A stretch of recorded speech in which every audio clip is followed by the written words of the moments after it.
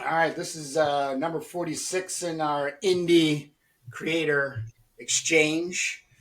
We've got Steve Cullis with us, who was our neighbor. Thank God he was our neighbor because there's nothing worse at a comic book con getting stuck next to that guy, which I was probably to Steve. But this is from IC3. Steve, how you doing this morning? I'm doing great. I'm doing great. Yeah, welcome everybody. Yeah, talking about that, they put baby in the corner in that convention, right? And so Both of us, we were I literally in the corner. seriously. So it was good to have somebody to talk to for the whole time.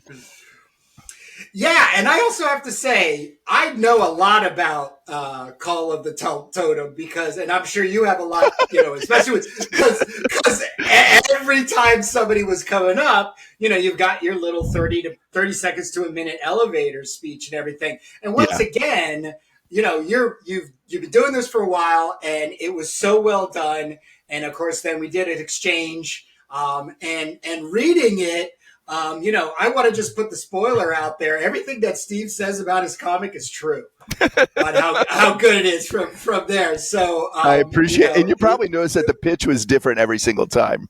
yeah, that's also because I do the same thing.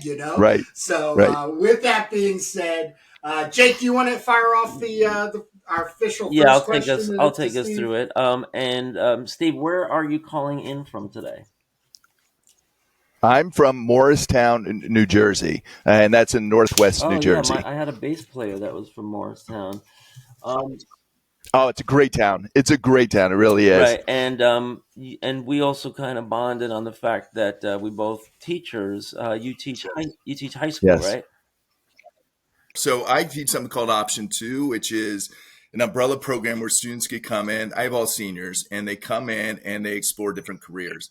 And so some students could do internships and go out and work for a bit. Some others could do independent studies. Some others can do college coursework. So I get a multitude of students with a multitude of interests that come in. And so I have to kind of adapt to those students and try to help them as much as I can. And so I had a student that wanted to come in and do his own comic book. He was a terrific artist. He's at SCAD right now, and he's wonderful. But he didn't know how to write a comic, and so I didn't know either. I've written screenplays before and manuscripts before, but I've never done a comic book script.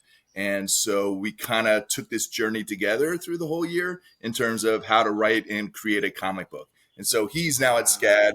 I don't think he's completed the book, but I continued on after he graduated, and Call of the Totem is my first comic book, through that process. Right, So and that's really interesting. I'm a middle school art teacher, so I just have like regular classes, but I have this thing that I do with an alternative high school down in Lower Manhattan called City at School, and they also have high schools going out for various internships all over the city to get their different credits that they need: English, government credit, whatever. Some need art credit, PE. And over 10 years, I've had like 2 to 3 high school kids in my art classroom in middle school every day. And they're helping out in the classroom, and they're also working on their own art stuff too sometimes. So, that's so I'm right awesome. there with Yeah. you. And your job sounds really fun for a teacher because, It really is. I mean, it certainly is. I run the gamut. I started as a science teacher, was a vice principal for a while. I was a school librarian, which I kind of still am. I do part time in the school for the library, but I do this, and it just I've been teaching for a number of years, and so toward the end, you really do want this. You have to be your interest has to be fed by the students, right? If they're not interested, then you get bored, and so the fact that I have all these students coming in with all these different interests, and I love to learn, and so it's a great gig. yeah, It it really sounds is. great. It sounds great for students too. I guess these are kids that have already been kind of banged around their traditional school and that we call it the cells and bells, where you like, you have class and you're not allowed to leave for 45 minutes. And some kids are a little restless and some kids are not interested. Some kids learn different ways. So you never know who's going to walk in the door, in September, and you never know what you're going to be planning and doing. But your job is to take something they're interested in and then bring it through the standards and also make it rigorous so that they're learning something and they're getting challenged, but it's also kind of like a toe in the pool for some creative, right? Yeah, and I have to help them find mentors. I can't know about everything. So, part of my job is to hook them up with mentors that could show them the Right. path, Right. And that's what especially kids that come That's in what I with, do. I'm a yeah, yeah. mentor. And I'm in an art, for kids that want to be a teacher or they want to be an artist or maybe they want to work with kids as social worker or something like that. So that I know exactly what you're doing. So let's move on. Our first yeah. question that we ask everybody coming in here is let's go back in time to little Steve. And I don't know if we're talking about 5 years old, 6 years old, or 10 years old or whatever, but there's some awareness in the world of comics that grabs you, right, and catches you, and inspires you. So, what was the moment that you recall, or what were the things that you were getting in your hands that brought you into this lovely world of comics? Yeah. So, I mean, there's a lot of things. So, I think the first thing that I could probably remember is, my father and my mother was a stay-at-home mother, and we had 4 children. So, I guess and he commuted pretty hard. I mean, he commuted from the Jersey Shore up to Connecticut every Wow. single day. And so he would come home, and one of the things he would do is, if we were good for my mother, all week, he would take us on Fridays to 7-Eleven in order to get a treat, right? So my brothers and sisters would get like candy or whatever, Hostess cakes, whatever it is. At that point, there was this wire turnstile in the Yeah. 7-Eleven with all Spinner the rack. comics. Yeah, yeah, with all the different comics in it, and they were all dog-eared and red and all that sort of stuff. I would go through and pick out comics for the most part, as part of my treat every single time. So I think it was, in the earliest recollection, that was probably how I got interested in comics. But as going through, my father, when he retired from his business or, the company, he used his retirement money to buy a bookstore. And so my family had a bookstore for about 12 or 13 years, small family independent bookstore. It went out in the same way that most small independent bookstores went out with, Jeff big Bezos. Barnes and Noble and Yeah, Borders and Jeff all that sort of Bezos stuff. killed it. Yeah. So, yeah. And so we had that bookstore, and we got comics in from Hudson News, and they would come in, and I would just read those and got real interested in those again. So I'd frequent my comic shop and have a pull list and go through all those. I mean, the 90s was a great time to read comics, right? With Image coming in and all the great stories and all the great artists. I mean, the 90s was a really good time to be You should have interested in seen the comics. '70s, bro. Um, Yeah, right. well, I don't remember. I remember being interested in comics and having a bunch. I have no idea where all my comics yeah. went. But yeah, I mean, the stories So, must have been amazing. what were the? So You know, you were allowed to buy them, and you were allowed to take them home. And what were the titles or artists that captured you at that young age? well, you know what? That's a great question. My memory is not terrific.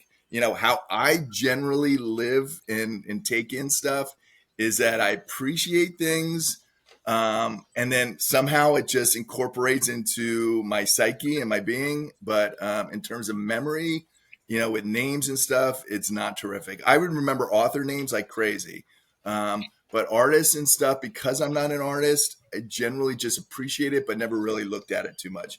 And then never really took it on that more level. I mean, there were certain scenes like the McFarlane Spider-Man scene. I remember, I think it was issue 2 or 3, where there's somebody in the alley, and Spider-Man's there, and he's all ripped up, his suit's all ripped up, and he says, if you want to go through me, or if you want to get to him, you got to go through me. And I was like, holy cow, that's awesome. I love that scene. Right. Right? I mean, that really takes you in. And I was a reader of fantasy books. I read fantasy books, from 4th grade on. My first one was Conan the Barbarian, and I picked Right up. Paperback. on. Yeah, I picked up at a truck stop, and from there it was just, that was the rest is history. I mean, that just hooked me so much. Of course, it was the cover that hooked me at first as a young boy. Yeah, you're talking about the Lancers with the Frazetta covers, right? Yeah, yeah. Oh yeah. Oh yeah. Oh, who doesn't? Who doesn't? I live an hour away from the Rosetta Museum, and it's been there a few times. Yeah. It's. I mean, I love that. So So let's go from fan to creator. At some point, you okay. have this opportunity, to write a comic. Were you going for any other, I guess, established writer, like to try to emulate their style, or any other titles that you were like, when you're creating your own stuff, that you're trying to get as close as you can to? Not really. What I'm trying to do is I have a certain theme and a certain thoughts that I want to get out. I had this manuscript. So I have three kids, and when my first son was born, I remember looking in the crib, and he was just a fragile little thing, and saying to myself, I would do anything to protect this kid. But you also have to give them the opportunities to learn and to be in danger and to grow that way. And so I wrote a manuscript about this story a long, long time ago, and it kind of sat in my closet for a while, just because I have three kids all close together, and so I was just trying to be a good dad at that point, putting some of my work away. But so when my student came and said, hey, listen, I want to make comic books, I looked at some of my manuscripts and I said, this would be really good graphically, in terms of, the pictures and stuff. And so I kind of pulled that out a little bit. And so the theme of this book is really, the things, the thoughts and the feelings that I want to explore, from that manuscript a bit, which is, allowing your children to kind of be in danger and grow and be the person that they're meant to be through hardship and conflict, but at the same time, you know, hoping that they're safe. So yeah, You know, there's the free range children movement. I don't know if you've come across that, but a couple years ago there was. I haven't heard those words. No, I have not heard Yeah, those well, words. a couple years ago this lady put out a book. Free range, Yeah, free this lady range. puts out a book, and I heard her on like NPR or whatever local radio she was doing, but she was promoting her book. And there was a real question, because there's a huge difference between the kids today and the kids when we were kids. We when we were kids, there Yeah, was a longer leash, and your parents used to say, all right, go outside, you're on the block somewhere, maybe you're around the corner, maybe you're somewhere in the neighborhood. And there's all these things. Well, you have to be home before the street lights come on, or I have dinner on the table, yes, or we have a special whistle or something. Nowadays, it's all cell phones and yeah, GPS. But the point of this lady was saying that you're not doing your kid any favors if you're helicoptering them too much, and you're kind of looking out for them, because at some point, maybe it's 12, maybe it's 14, they have to range out on their own, and they have to figure out how to defend themselves, and figure out how to think quickly in weird situations. I mean, because that you have to just be prepared for life. So, yeah. we have to think about that with our kids. But when I was a kid, man, I mean, talk about raised by wolves. We had no curfew, and like my guitar player, he says, well, I can't come to practice. I got to watch my kids, blah blah blah. He's got a brand new baby and like a 4-year-old, and he was saying, like, how do parents do it? Like, how do you have a job and do all this and do that? And I was like, oh, it was easy for my parents. They just completely neglected us 100%. Yeah. Hands off, right? Like, I totally get that. I so get that. It's I was brought up the same way you were. So it's probably generational in time, yeah. rather than And geographical.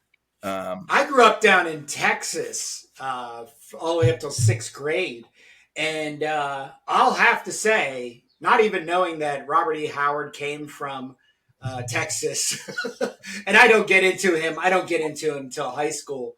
mm, But when the neighborhood, you wanted to be in the neighborhood before the lights went on, but we were never in our neighborhood. I mean, we were just exploring, building tree forts, and Yeah. playing war, and it was just the amount of just imaginative Yeah. adventure has always been the thing that has to connect me to what it is, reading wise, and anything that has prehistoric in it, running that, I absolutely am connected to it. I think I even mentioned to you, at IC3, I had just recently saw Alpha, Oh yeah. having Yeah. the movie, About the mold. Yeah. and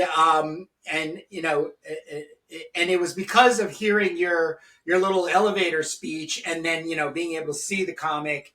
I was like, oh wow, and then I reread it again, this morning, just to be up, it's like between this and like Turok, Son of Stone, they're I think they're so these are like pieces of media that people probably pass over because they come off as like childish, like it's not like high level violence, or maybe super cool art. But I just want to say, like, the story you've written here, two things happen is like I'm immediately pulled into it.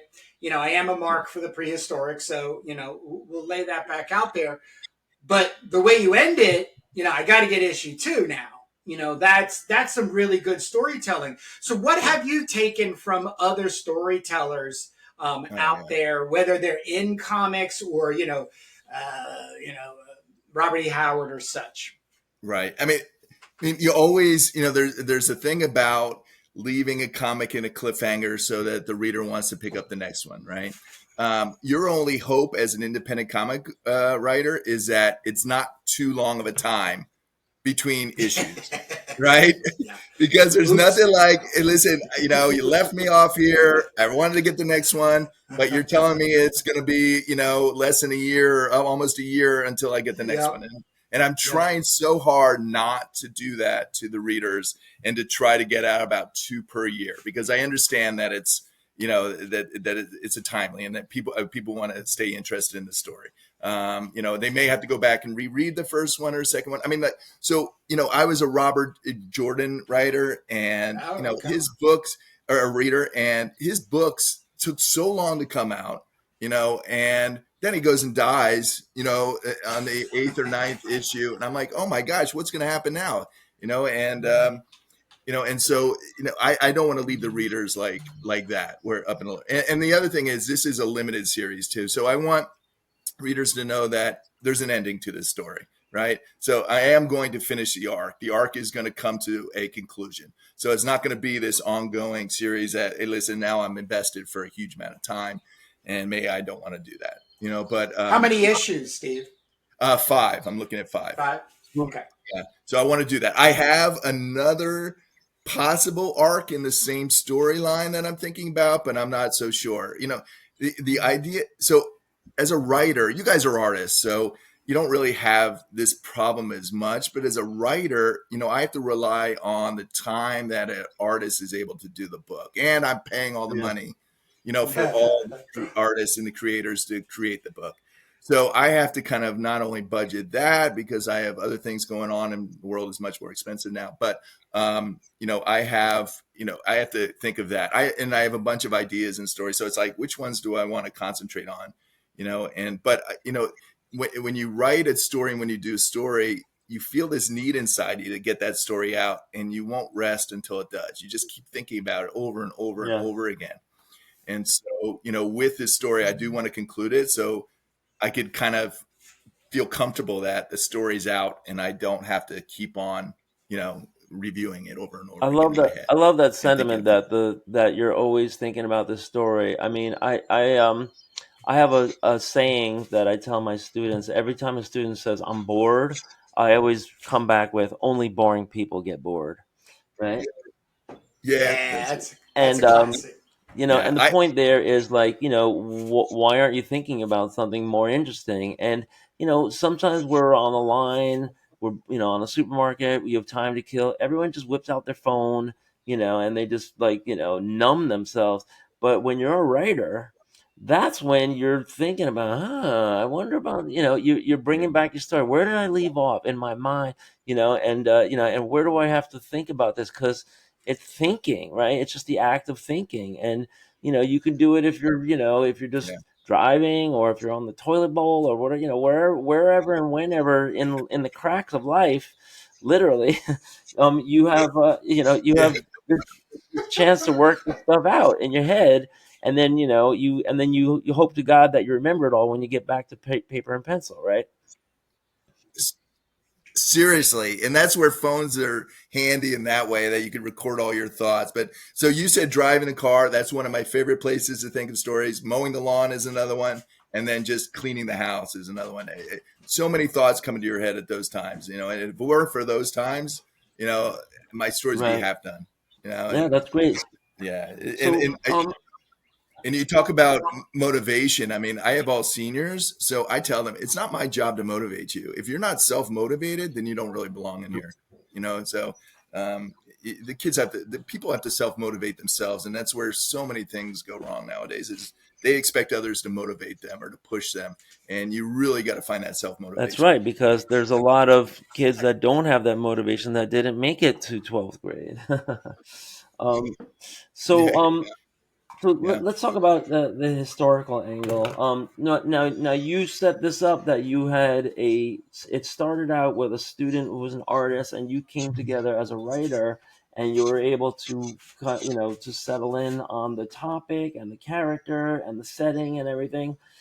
But Well, let me stop you there for 1 second. So we were working on different stories, my story and his story. We were just going in parallel yeah, paths, learning the process right, together. So that's what was going on.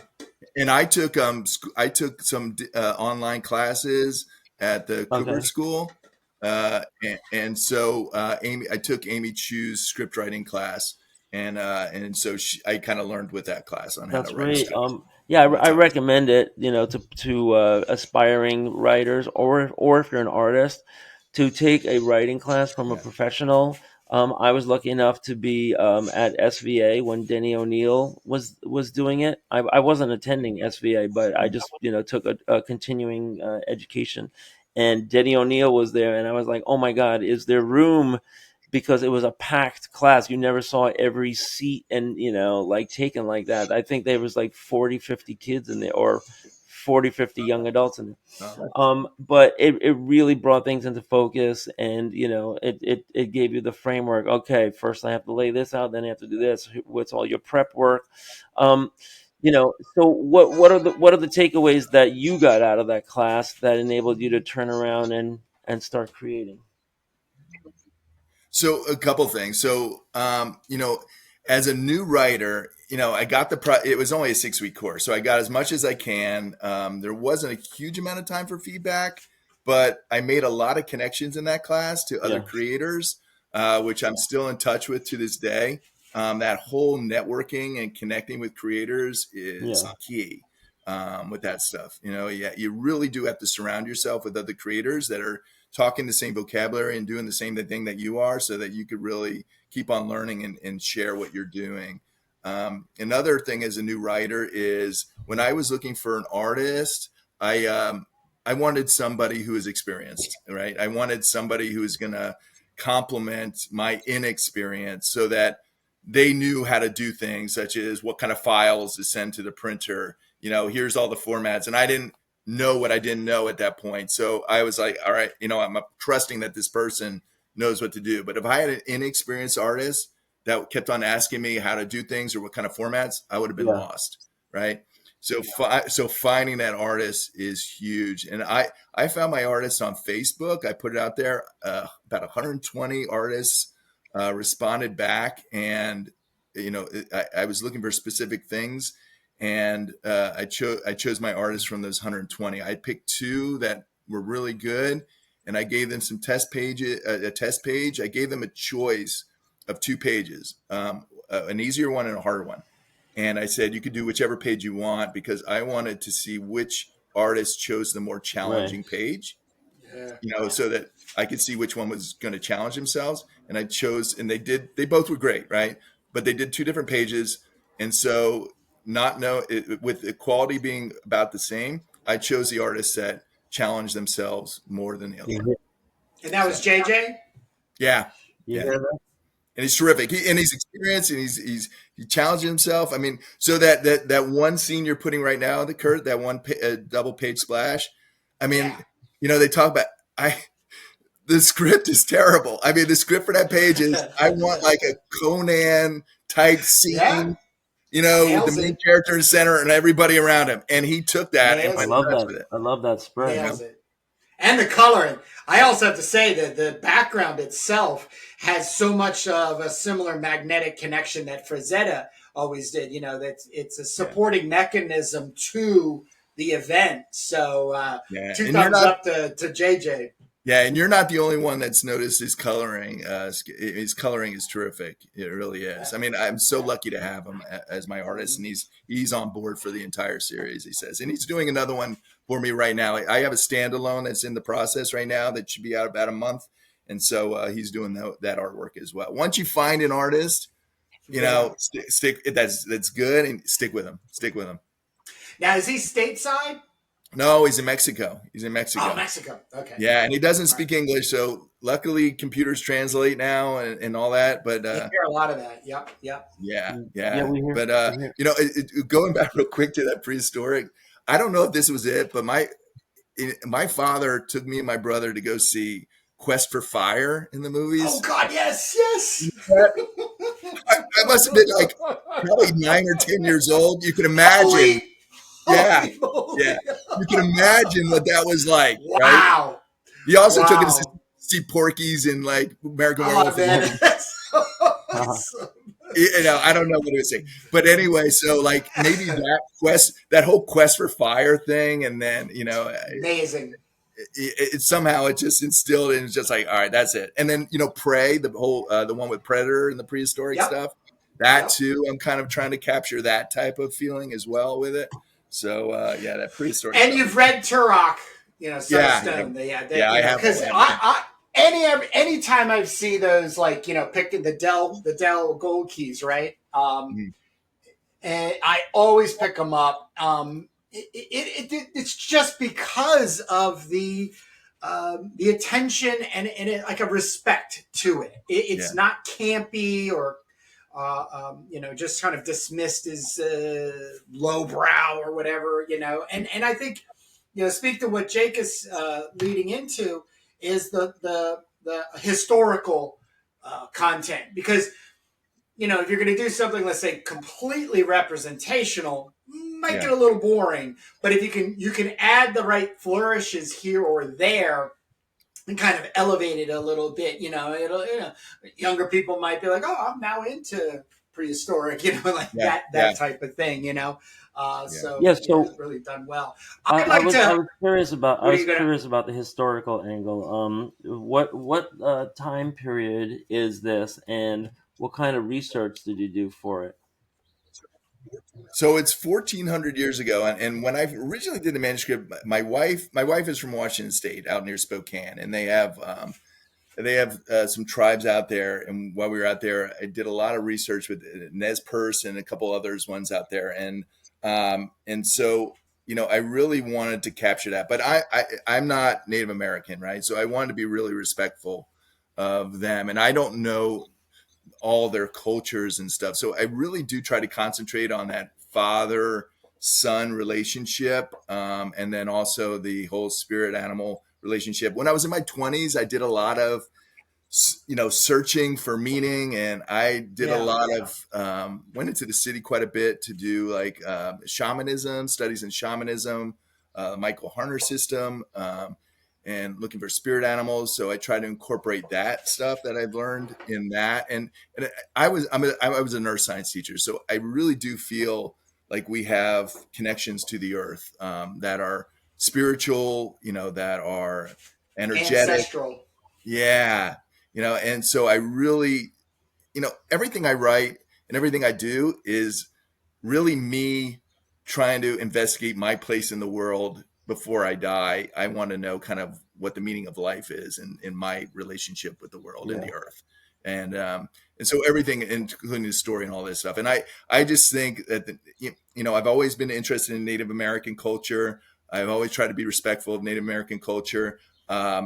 And so, I really wanted to use that, in a really respectful way, in a good way. But I also don't know, like this was before, the Europeans came over. I wanted to do so that because it also opens up all these things that we don't know about them, because it wasn't really handed down to Right. us. So I wanted to have the freedom to put stuff in that way Have you too. ever visited the Museum of the Native American Museum down in Lower Manhattan? No, is that in where is that, in No, Oklahoma? there's one in Lower Manhattan, like around the Wall Street area. Oh, no, that'd be cool. Hmm. No, I haven't, but I will definitely look that up. My father used to take when I lived in Ohio for a little bit. There used to be these Uh serpent huh. hills. Have you guys visited Is those in that Ohio? no? I've never. Nope. Like mounds that look like Right, the mound serpents. build. Yeah, the Yeah, I've heard mound of them. builders. Right, that was Yeah. Yes, pre-Columbian. yes. We used to Yeah, go to them all the time. pre-Columbian Native Americans. Yeah. So Yeah, but being in Texas, we used to. I had one of my grandfathers lived in Oklahoma, and he lived about an hour and a half from that museum. So once again, it was like another layer of just Frederick Remington and Yeah. the painters and the illustrators. You got I live in Wyeth country, so NC Wyeth Oh, yeah. and the such. Where are you heading, Jake? Because I wanted to jump into promotions. right. So yeah, I'll close this out, but I had I used to work in an autograph auction house, and they used to sell all kinds of valuable autograph manuscript documents, everything, George Washington and Abraham Lincoln and all this stuff. And so I learned a lot about history. And as a comic book person, there are so many stories from history that are not in the history books, that are not in the mainstream. There's no article, there's no book, but there are these documents out there from these primary sources. And it could be a letter from the Yeah. Civil War, or it could be, descriptions, it could be diaries. There's all this stuff and all these great stories to tell.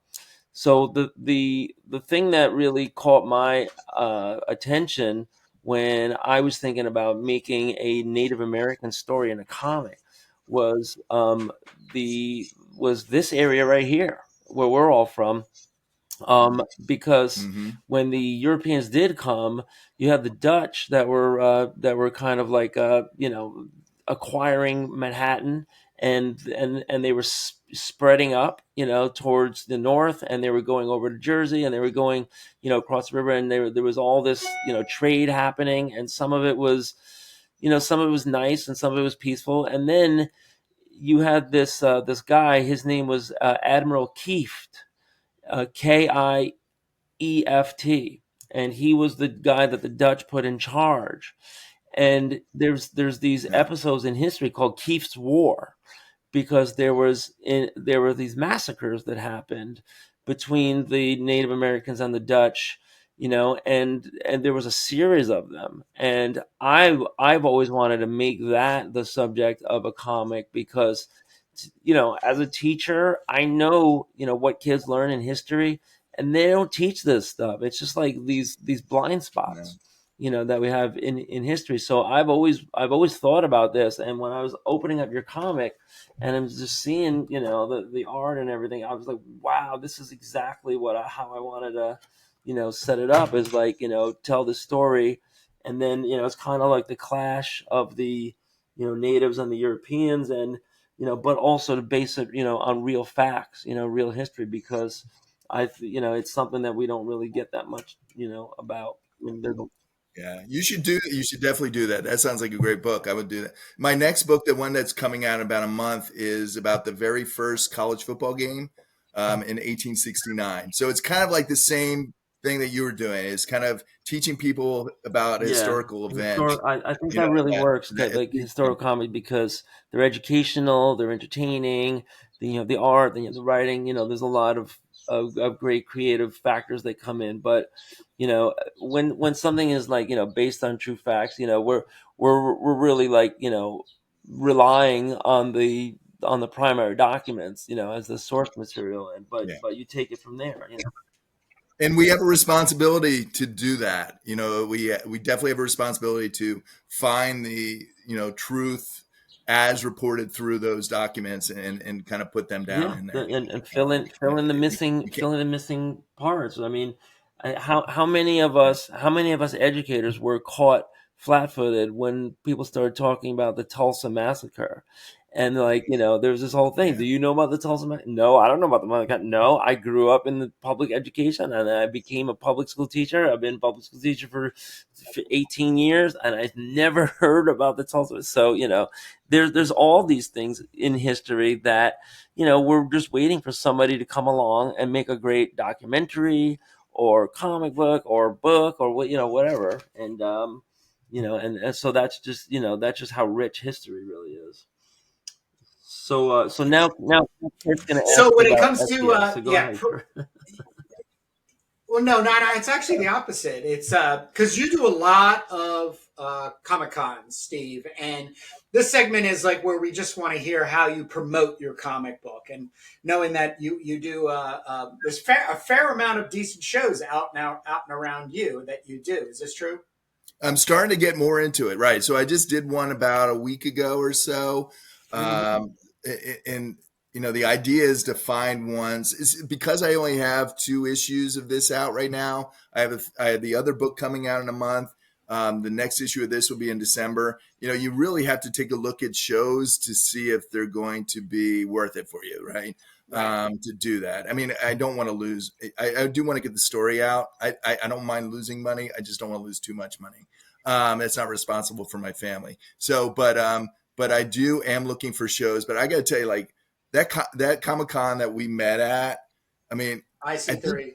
I think I'm trying to recapture Yeah. that in every single con. You know what I Oh, mean? yeah. I talk Yes. about that Yes. con to others that I see, and I'm like, this Yeah. is really the future of cons for comic books, Hands down. and we really want to try to recreate that, not just in Connecticut, right, all the way up there, but in every Yeah. single state if we can, because there's so many Absolutely. great independent creators, and to bring them Yeah. all together so that people come and read. It's amazing. Remember that guy at he was the last. He was like one of the last customers we had. He came with a short box to an independent comic, and he filled it up. And Yeah. he was just buying Yeah. everything. I mean, Yeah. like it's It's awesome. and the way that I've Oh yeah. been trying to kind of promote it or help promote the idea of what makes a good Comic Con for Yeah, artists. It's a destination point.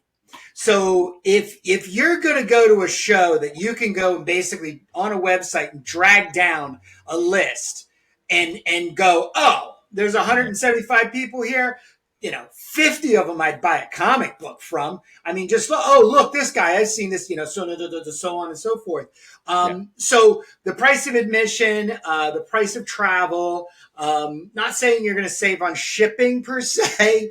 but you will in a sense if you're walking out with 50 comic books, a short box, maybe even more. Each one of those comic books individually purchased online is not going to be any less than $5 shipping. Yeah, So 50 times 5 is $250 you would spend over the year and trying to get 50 comics from independent artists. Hit the show. Wait, yeah, and wait your time out. Reach out to us. Reserve a copy. I did that through Instagram a week before the show. Is hey guys, I can only bring so much with me. If there's something there, something I have that I can, bring to you personally, I will do it. But you're absolutely right. Trying to find a show like that. when I go The to other, comic Yeah, when I go to comic shows, I always bring $50 cash in my pocket, and I say I'm not yeah, leaving with this $50, right? I'm going to go around, walk around, talk to people, and I'm spending right. that $50 on creators and stuff. And real quick too, one thing that they did great, and more shows should do, is that $10 coupon at the beginning for people who come in. Hey, Yes. listen, go Yes. put this in somebody's hands, right? Go get something Yep. you want. It's part of the Yep. admission. Yep. Support these people. That I, was I love great. that part. Yeah. That was Yeah. great. And we Yeah. spoke to a retailer. Kurt met this great retailer, and we've had him on a couple of times. He's also a publisher. About maybe the future of Tom Tom Cellini. Cellini. about maybe, cons being a kind of like a distribution point, because if you Absolutely. are a retailer or you're a dealer, you can buy bulk, and just tell your publishers, hey, can you bring me 40 copies of this? I'm going to buy a dozen of everything, whatever it is. So they can bring that Yeah. because the shipping is literally more expensive than the comic. Killing us, killing It's us. more It Absolutely. is. expensive It to is. ship It a is. comic than it is to print a comic. It's crazy. And God bless the ones that are overseas that still buy it off a Kickstarter or whatever, even though they're Yeah. paying like Thank you. $20 in shipping. Right. I know. We Thank Right. just. you. I was You just know, asking Kurt. A guy on Instagram. He's like, "Hey, how much is a turbo teaser?" I'm like, "It's only $3." But he's in BC, Right.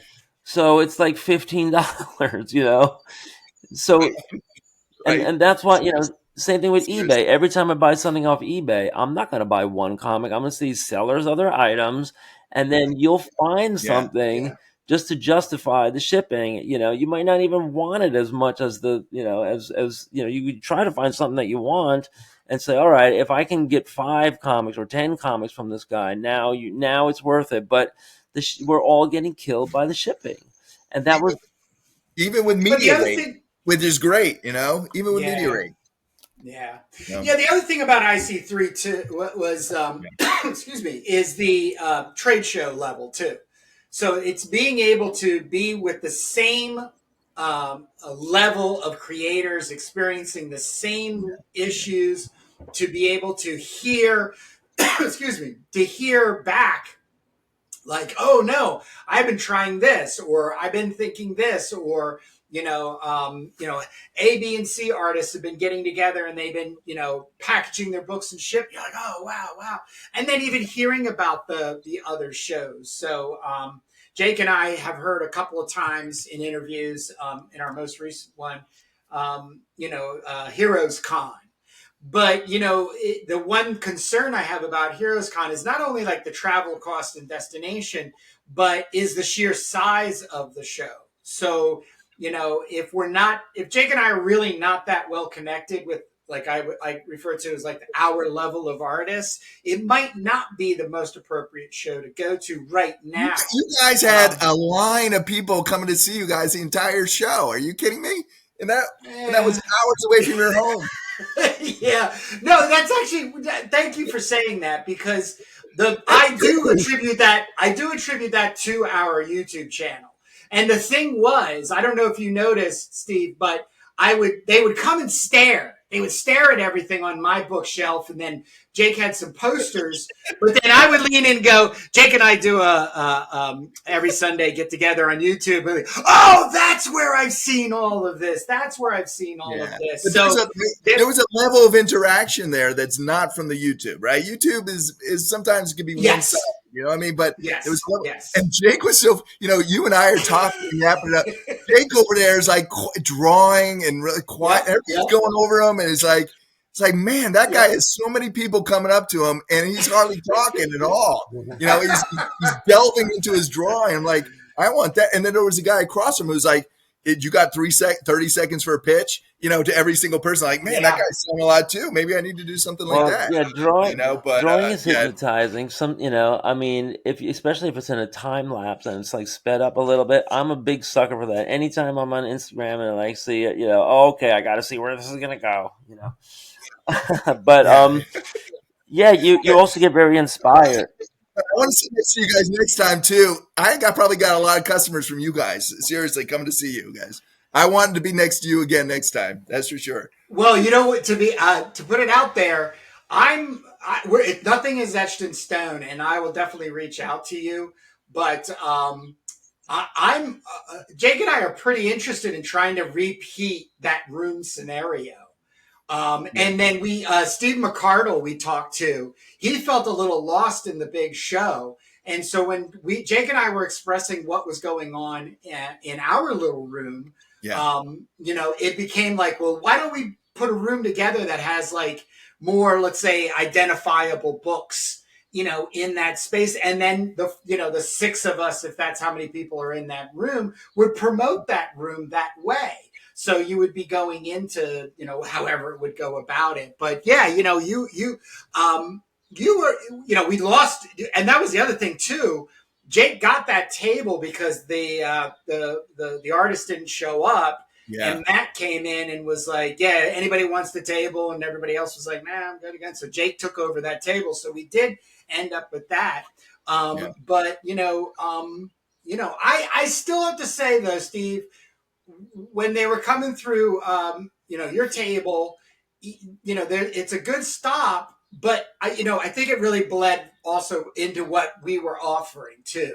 So there wasn't like, our neighbors, I think, were a little disconnected to what we were doing. Not that it was negative, but I think they probably could have been better served maybe in a room or in a group of artists that then it became that kind of community of talking.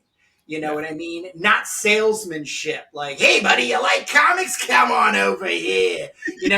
We're not like that. And like I said, I really admire your ability for 30 seconds to say this is my comic book and blah blah blah, and give a little different kind of there, and people were picking up. You actually had people too coming looking for you guys. Well, you and I were talking a bit, and it was like somebody would be interested and be like, I wouldn't even notice them at first. They're looking at my comic, like, yeah, let me tell them about my comic. It's like, holy cow. Yep. No, I get that. I hope we get a second day on that, but it is not. It's actually more for us to be able to do panels, to just do like a room to sit in where everybody's basically just jawing about their problems and issues with. Is that in the conversation? Is that in the conversation? There is. Yeah, there are. We've been interviewing are people from IC3. So I went out and reached out to about 15 people. And so I've got 12 set up and then 3, still going on. But the whole idea was to kind of send a signal out to Matt and Jamie and not that they're going to sit there and listen to us all the way through, but hopefully something will come back around that'll help them make growth decisions. I don't want to enforce anything on them, but my only complaint, I say all the time that I can, is it was too short. And the sales part, I think, is one side of it. But if somebody knows, like, you only have one day, you have a 3-day, like, let's say a 2-day show, and you only have one day to buy comics, well, then, lay your money on the table and get your comics. But that next day, you could actually like sit and meet with people. And you know what, man, I'm just going to bring a book bag full of my books that second day. And, like, oh, what book do you do? Oh, here it is. How much? Oh, and then sell books out of the book because bag, they had that type because of they had thing. the drink and draw both nights, and that might as well have been a second day where people are tabling and milling You're around. absolutely right, Jake. Yeah. And there were people from far away. There was someone from Georgia. I mean, people came from far away to come to this event. So it makes it more efficient and worth it value wise. To come up. Well, that also like our sort of last segment question is like the future of comics. Is there anything that you want to add in your own perception and maybe hopes and dreams about the future of comics, Steve? Dude, indie is the future. Indie comics are the future. That's where it's at, man. My favorite local comic store has a large wall as big as the Big Two. For indie comics, it is Fat Moose Comics in Moose Comics. All right. Whippany. Yep, in Whippany, and they have an indie wall, and that's all I look at. That's all I look at now, and it's great. Indie comics are where this is where the new stories are coming out. It's where people like your book. There are no rules for indie comics. It's whatever rules you want to do. And people are latching on to that and love that. It's one of when I first, it's my first comic. So as I did my comic in my head, I had like DC, Marvel. I was kind of looking for that, and when I look at your comic and I read it, I was like, you know what, this is what indie comics is. It doesn't have to look like the ones I've seen for 50 years. It can look like anything I want to. I mean, the story is great, so it's really indie comics are the new thing. And I want so many people to try to latch onto that and understand that, this is where you're going to find the newest, greatest stories is in all these creators, these homegrown creators that are coming in and just putting out stuff that doesn't have any rules Yeah, and the attached to it. shame is that how many stores are out there that don't embrace indie, like the mall stores, and the chains. And you're lucky if you see Yeah. like Image or or Vault Comics or IDW. You're lucky if you get any of that. Let alone the small time nobody guys.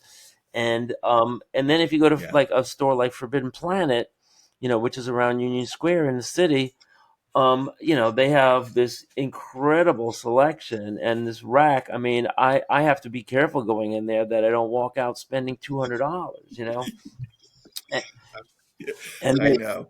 But the economics are part of that issue is that one, the freight, right? The yeah, shipping from all these different areas, going to, and the other one is it costs a lot to make an indie comic. It costs $5,000 to put out, for me, it costs yeah. $5,000 to put out an independent comic because I'm the writer, I'm the one paying everybody. But, when I do a Kickstarter, I don't even ask for that. But, my expenses are upwhere in the $5,000 range per Yeah, I mean comic per issue. it's the same thing You for know? us if we're the artists. We just aren't, we're not paying ourselves, but we have to pay our rent and our Right. electricity and everything. So it all adds up to, that.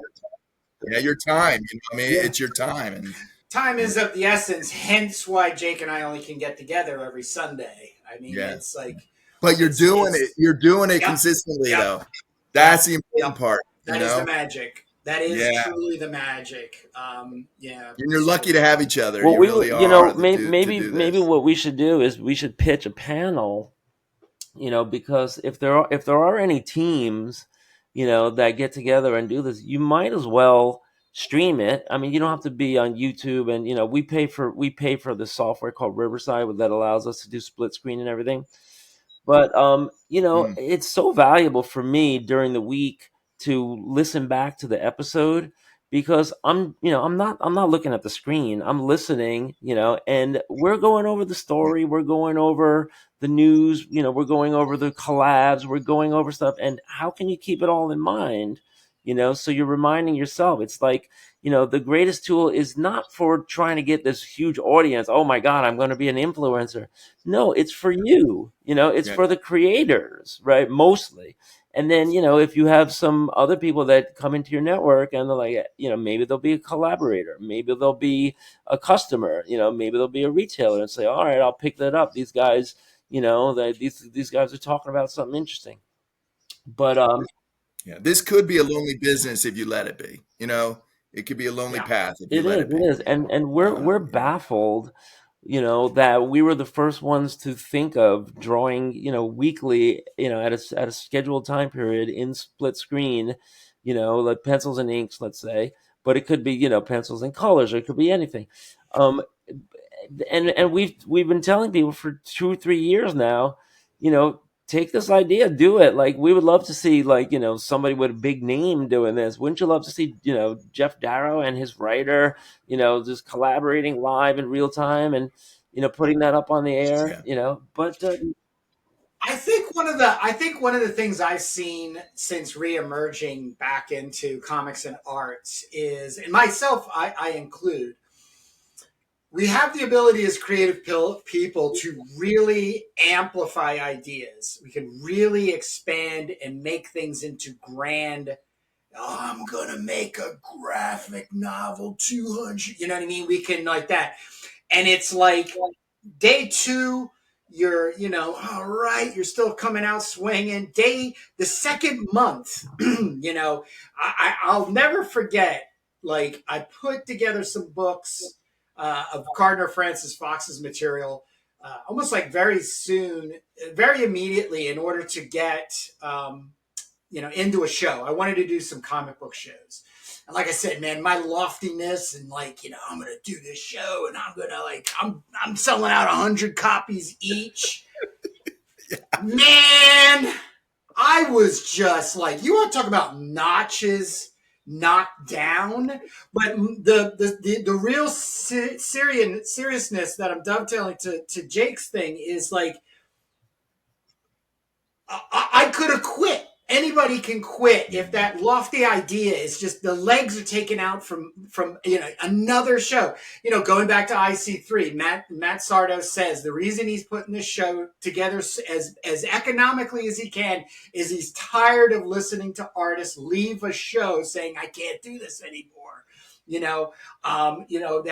That's it. But the biggest part of it is like ourselves. So you said earlier, just moments ago, how lucky we are to have each other, and I know Jake feels the same way. We are very lucky because we do have a prior past in working together. Jake and I are not best friends. We didn't grow up. It's not that level. We've always had a working relationship, and so we've already worked out the kinks of like compromise. Yeah. It's kind of like in our heads. We'll be talking about something. I do it. I think Jake does it too. It's like, all right, Jake really wants this. Let's do it. You know what I mean? Or there's at times like, nah, no, Jake, we've done this and this. I need to see us hit. Oh, okay. We'll see what happens and stuff. So that can be intimidating. But I just want everybody to know, if you made it this far in this video, that's the magic. We are getting people to come this far. We're at almost an hour right now. Yeah. And, hopefully the connectiveness that the three of us are generating for other creators is there. But when you have another person you also have to answer to, it is it's a very professional way of looking at yourself and the way you're getting things done. As you're talking about that, I'm realizing it too, right? You talked about compromising and have to compromise and do that. I don't really have to do that as much, which, there's the pluses and minuses of working as a partner. So I totally get that. Yeah. I really do. I mean, and the funny thing about, for me as a writer, when I put my writer hat on, you want to be able to give it to somebody, and it's great if you can get feedback. But more important, sometimes, if you're a writer with all these ideas flying around your head, is you hearing yourself pitching it to somebody else, right?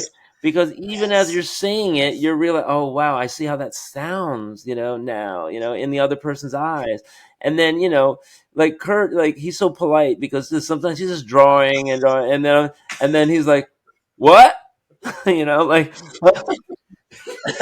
so there's that. And then, and sometimes I tell him, like, Kurt, I need you to give me some feedback on this. Like, ask me a question, right? Because I want to like wrap my head around like different angles of it and stuff. So he'll always come in with that that perspective, and it's great to have somebody like that. Sometimes it's a collaborator. Sometimes it's just like your spouse, your partner, or whatever. Sometimes it's just a friend or a brother or whatever. Or it could be Steve. Steve right now could give us some feedback on the Turbo Pit Fighter. Yeah, part of the exchange. So the exchange is that we got a copy of of the Totem, and now we'll be able to hear what Steve has to say.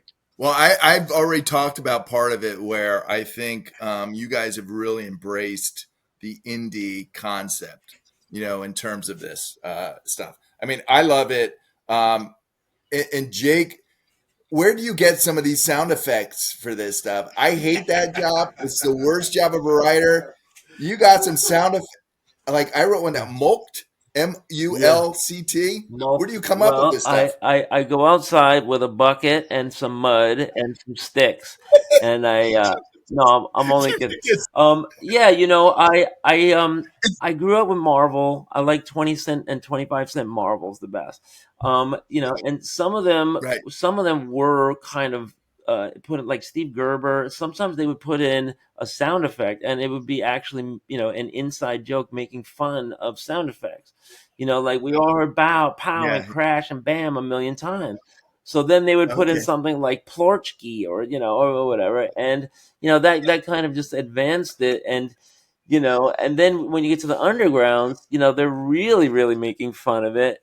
And I mean, sometimes, they just put like a nonsense word, or a different word, completely. So So that's your opportunity to be humor, to just come out and be silly then in Yeah, some cases, but right? but if you watch our episodes and you see like the stuff that we're really embedding, like we're trying to do all these like Yeah. Easter eggs, and it's not so much like that like everything has a connection to something that happens later. It's really just like we're trying to take references from a million different places, like song lyrics or Yeah. colloquialisms or whatever, and put them in, because I think there's Okay. a subliminal layering, where you're just like, you just have so much meaning and everything. Like everything is just like so full of meanings and stuff. And so, I think Right. what we're trying to do is like this Pokemon game where people can in the future one day pick up our comic, look at a random page,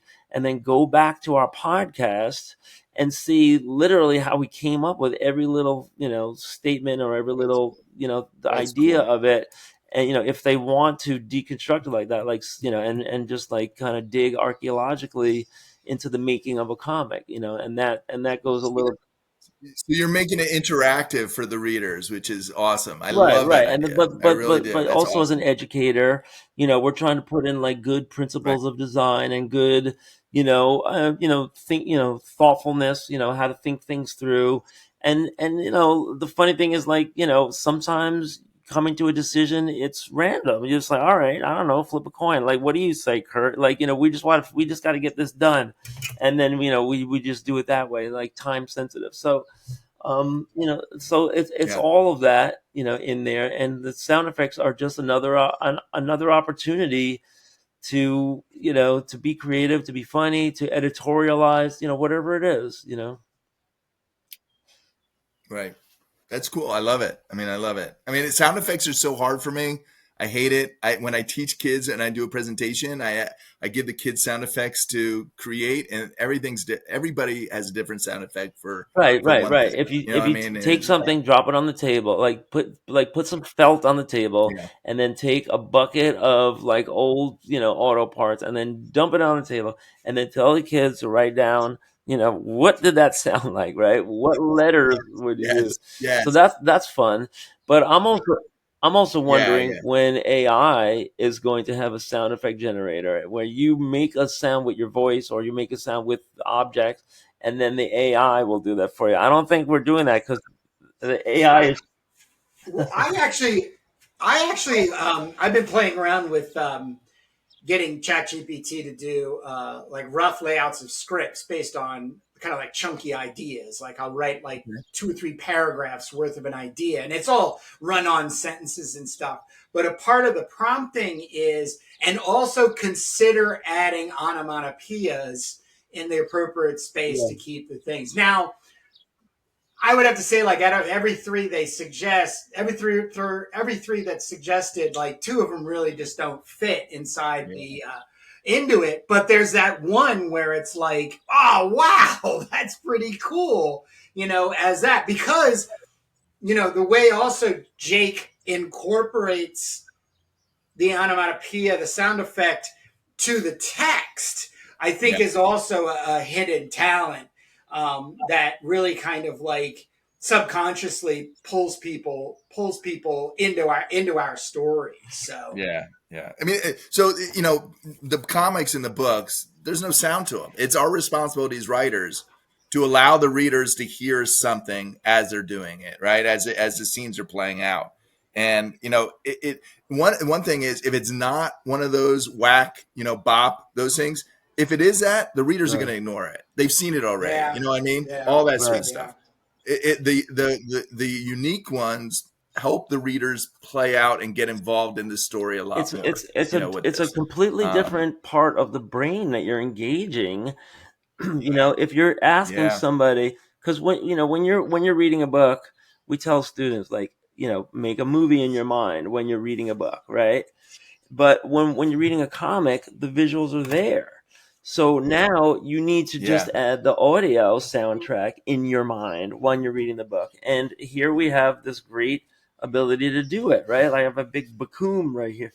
And so you you want them, you have to like kind of like rehearse it in a way when you're reading this back, and you have to look at it with fresh eyes and say, all right, first they're going to see this, then they're going to see that, then they're going to go across here and see that, then they're going to, Yeah.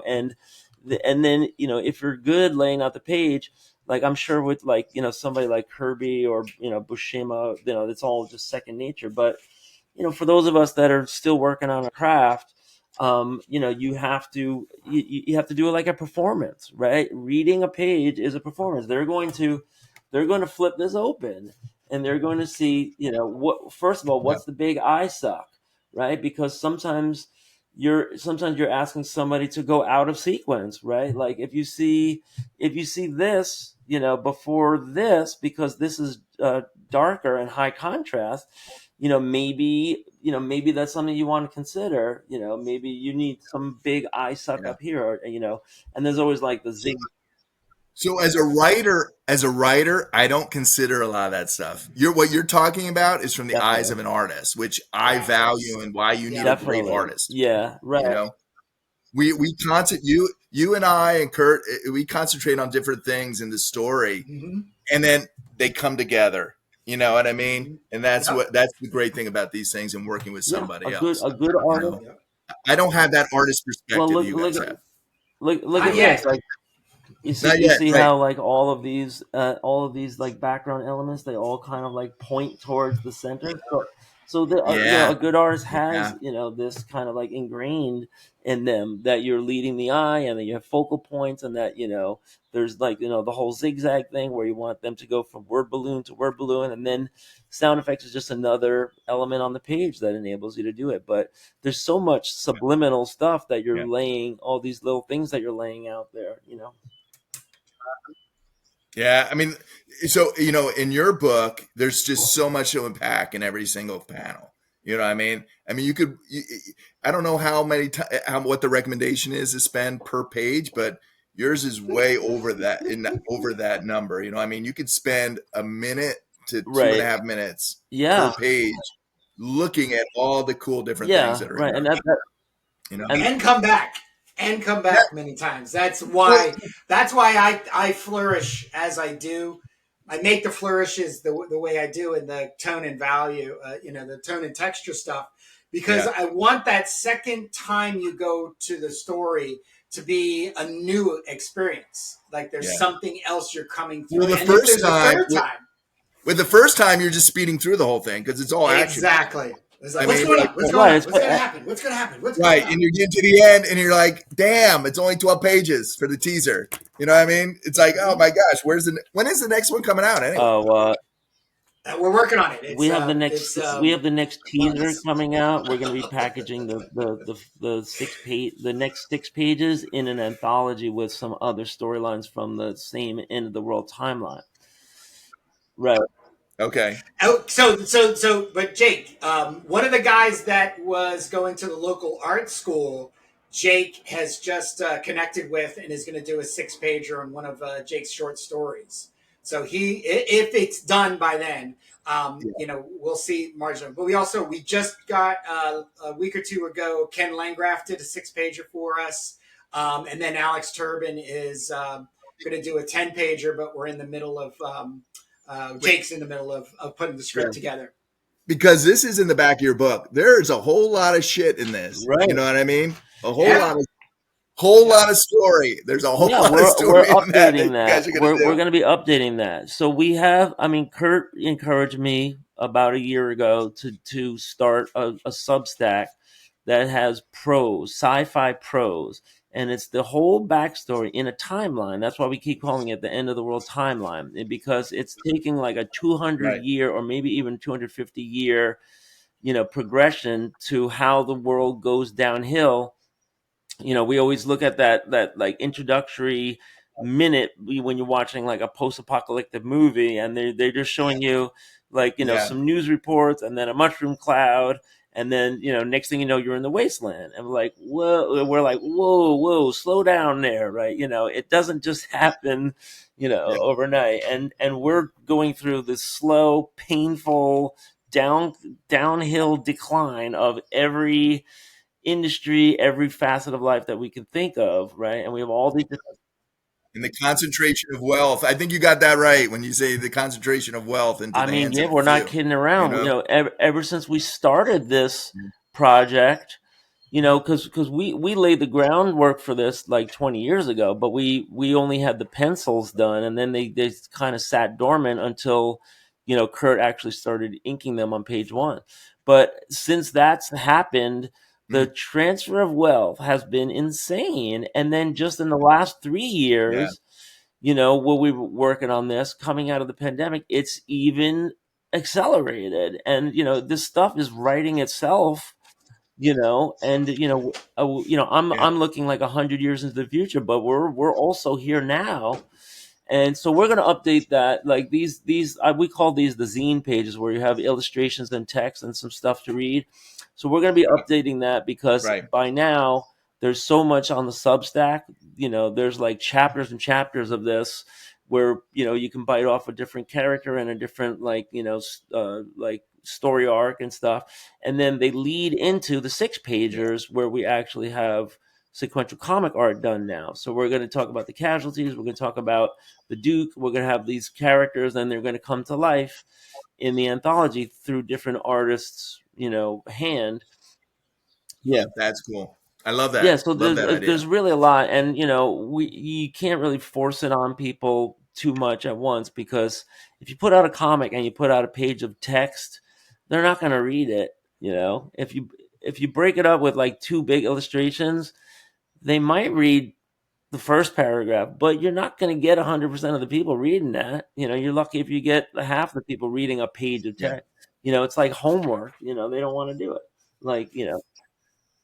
So I'm not a Substack person, but so on the Substack you have narratives of the stories of this world. yeah, Is it's that what like, it is? it was like, I was born in the year 28, like 20. But they're bite sized. So Jake will write a kind of a stream of consciousness prose wise. I'll break it down into usually 4 or 5 pieces. And then I have him just take snapshots from his sketchbooks, the Yeah, doodle stuff that's happening at a consequential time, situationally.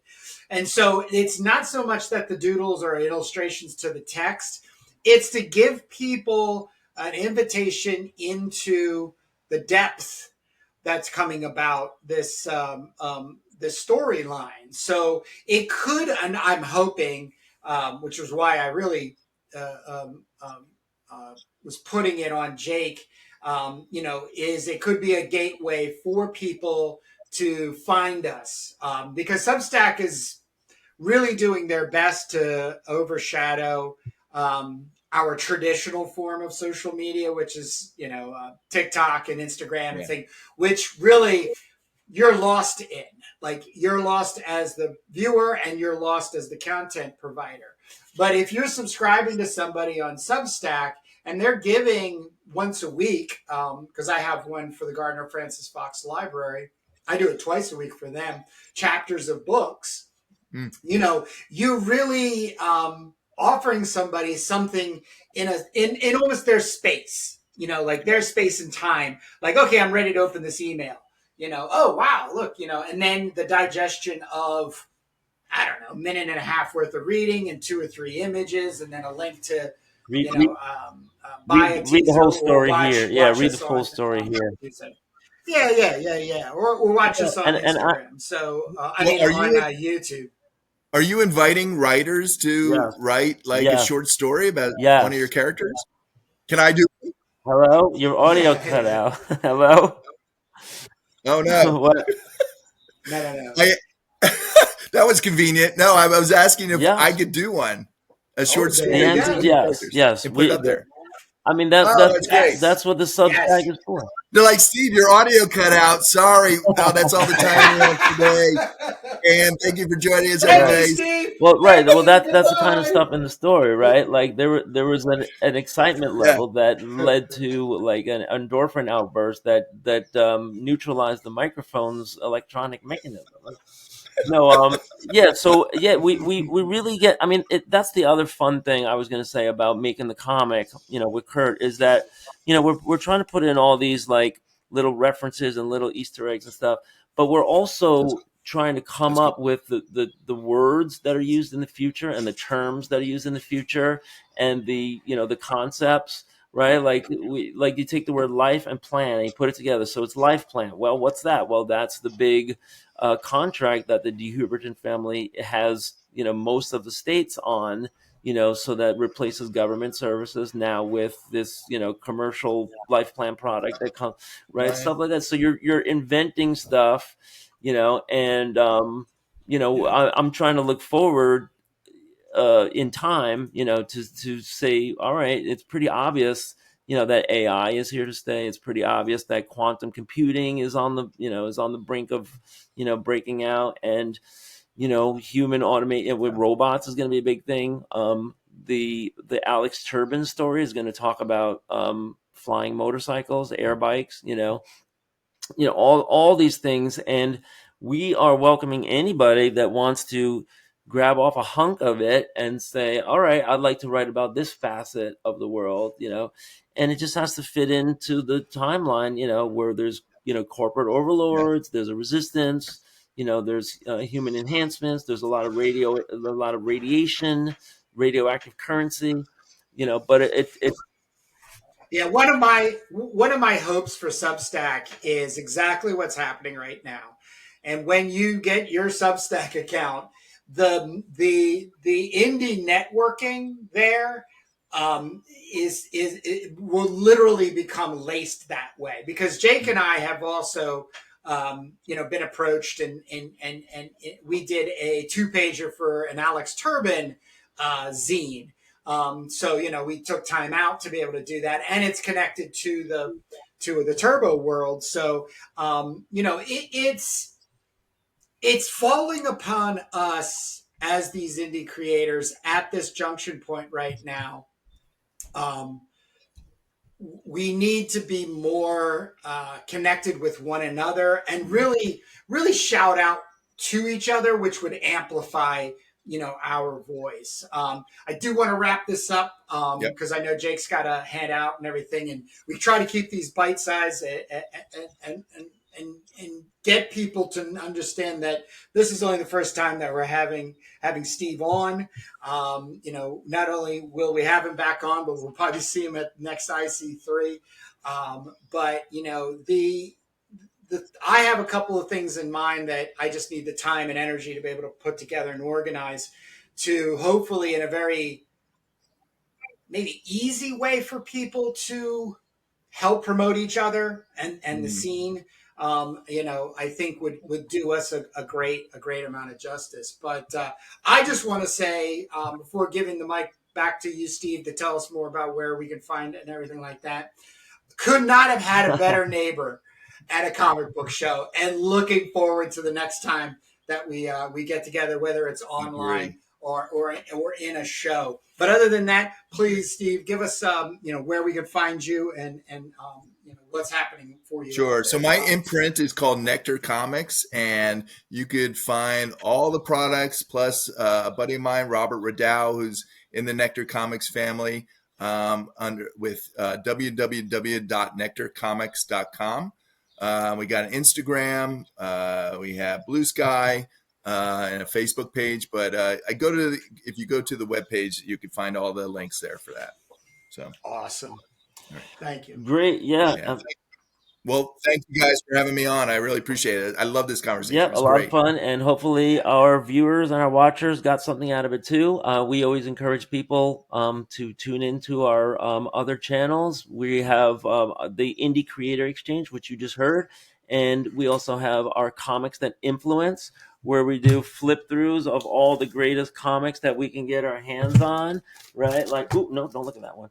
And we go through them, and we're As a teacher, we're that's the trying to worst thing we're you could trying to hear. back right. Well, that's the first thing the kids find. It's like I have a PC comic laying around from the '80s, and they're like, "Ooh, look at this ad in the back," you know.